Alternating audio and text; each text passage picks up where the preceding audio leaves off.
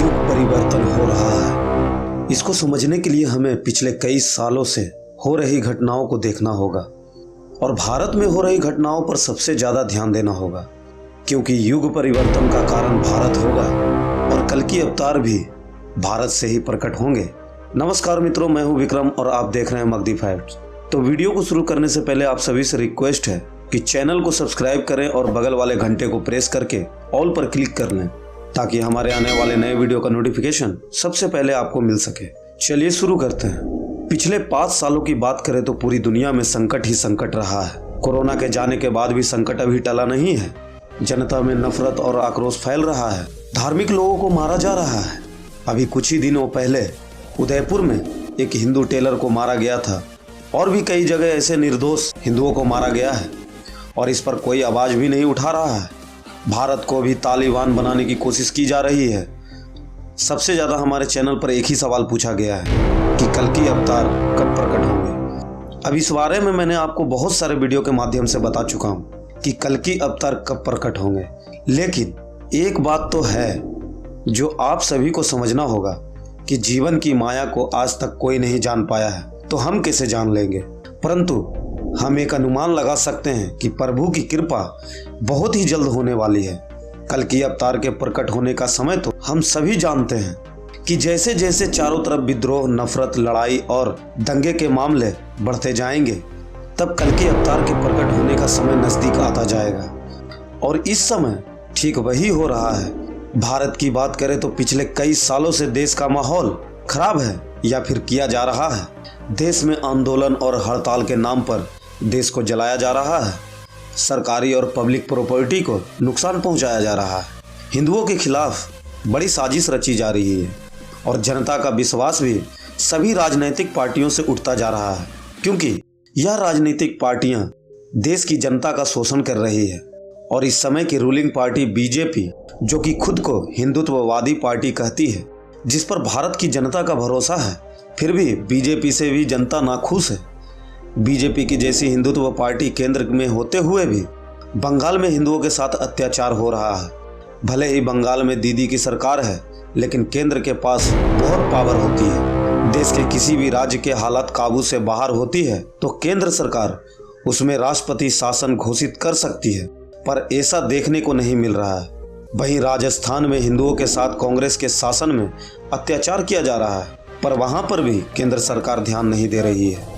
और तो और शांति दूत बीजेपी राज्यों में हिंदुओं को टारगेट कर रहे हैं, फिर भी केंद्र सरकार इस पर कोई बड़ा सख्त कदम नहीं उठा रही है।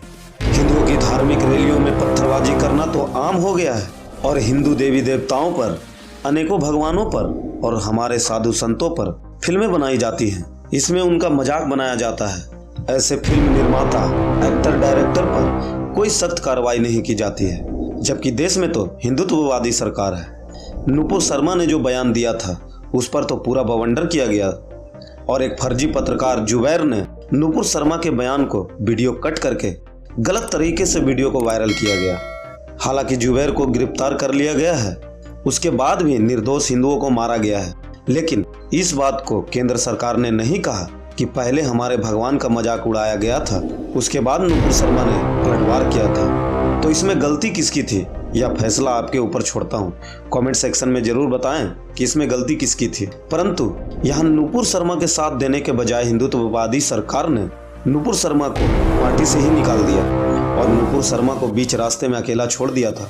हमारे देश में न्यायपालिका भी आधी रात को आतंकवादियों के लिए खुल जाती है और गरीब न्याय के लिए दर दर भटकता है। तलवार दंपत्ति जैसे ही कई लोग हैं जिनको सीबीआई द्वारा उम्र कैद की सजा सुनवाई जाती है। बाद में 4 साल जेल में गुजारने के बाद पता चलता है कि वह निर्दोष थे और उनको बरी किया जाता है, परंतु उनकी जिंदगी के 4 साल तो खराब हो गए। यह कौन सा न्याय है। इसके अलावा देश में कई ऐसे लोग भी हैं जो दारू पीकर डिवाइडर पर गाड़ी चढ़ाकर लोगों को मार देते हैं और आज खुलेआम बाहर घूम रहे हैं। एक तरफ नशे का कारोबार बड़ी तेजी से देश में बढ़ रहा है। गौ हत्या पर कोई रोक नहीं है, न ही इस पर फांसी देने का कानून बनाया जा रहा है। कहने को तो देश में हिंदुत्ववादी सरकार है, परंतु दुनिया भर में मजहबी कट्टरपंथी और आतंकवाद तेजी से बढ़ रहा है और कई बड़े बड़े देश इसको सपोर्ट कर रहे हैं, जैसे पाकिस्तान और चीन। अब इस आतंकवाद को खत्म कर पाना किसी आम इंसान के बस की बात नहीं है। इस समय देश और पूरी दुनिया की जनता का नेताओं से, मंत्री से, अधिकारियों से और इस कानून व्यवस्था से विश्वास उठता जा रहा है। भले ही कोई भी पार्टी हो, चारों तरफ भ्रष्ट लोग ही हैं और हर तरफ महंगाई बढ़ती जा रही है। गरीब को 2 वक्त की रोटी मिलना मुश्किल हो गया है और दिन ब दिन देश और दुनिया में बुराई और नेगेटिविटी का साम्राज्य, या फिर ऐसा कहें कि कली पुरुष का साम्राज्य फैलता जा रहा है और इसको रोक पाना किसी आम इंसान के बस की नहीं है। इसको तो ईश्वरीय शक्ति ही आकर रोक सकती है और चारों तरफ सुख का साम्राज्य स्थापित कर सकती है। कहने का मतलब है कि देश और दुनिया में कली पुरुष का साम्राज्य बढ़ता जा रहा है और यह जितना बढ़ेगा उतने ही जल्दी कल की अवतार प्रकट होंगे, क्योंकि आम जनता इन सब से त्रस्त होकर भगवान को याद कर रहे हैं कि हे प्रभु, आप कब आओगे?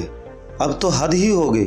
अब आकर हमको मुक्ति दो और इस बुराई के दलदल से निकालकर अच्छाई के तरफ ले चलें, जहाँ सिर्फ सनातन हो, सतयुग हो, जहाँ सिर्फ सच पर चलने वाले लोग हो, जहाँ सिर्फ भक्त और भक्ति वाले लोग हो। और आज के लिए बस इतना ही। वीडियो को अंत तक देखने के लिए दिल से धन्यवाद। वीडियो को लाइक कीजिए और अपने दोस्तों के साथ शेयर कीजिए। और अगर आपने अभी तक चैनल को सब्सक्राइब नहीं किए हैं तो जल्दी से कर लीजिए। मिलते हैं ऐसे ही किसी अन्य रोचक वीडियो में। तब तक के लिए जय हिंद, जय जगन्नाथ, जय श्री कृष्ण, हर हर महादेव।